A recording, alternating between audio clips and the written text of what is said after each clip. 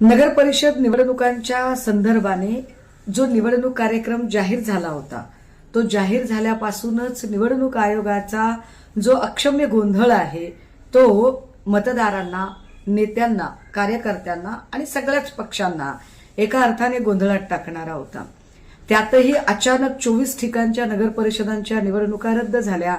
म्हणजे या 24 ठिकाणी ज्या ज्या लोकांनी प्रचंड तयारी केली असेल, आर्थिक शारीरिक अपव्यय झालेला आहे, या सगळ्यांना पुन्हा अजून 20 तारखेपर्यंतचा तो ताण सहन करावा लागत आहे। मात्र 24 नगर परिषदांच्या निवडणुका रद्द होत आहेत म्हणून इतरही नगर परिषदांच्या निवडणुकांचा ज्याचं आज मतप्रक्रिया राबवली जात आहे त्याचा निकाल जो उद्या अपेक्षित होता तो 21 तारखेपर्यंत लांबणीवर टाकणं हे त्याही पेक्षा अधिक त्रासदायक आहे।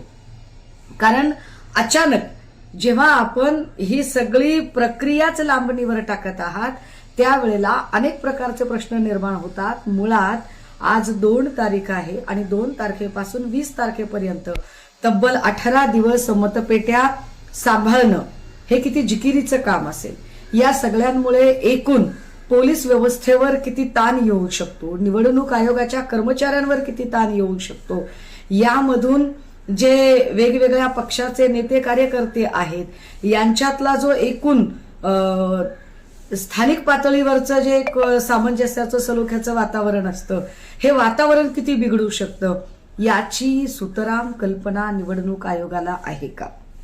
या सगळ्यातनं जर एकूण निवडणूक प्रक्रियेलाच गालबोट लागण्यासारखा काही प्रकार घडला, मतपेट्यांच्या बाबत जराही ढिसाळपणा झाला तर याची जबाबदारी कुणाची असेल?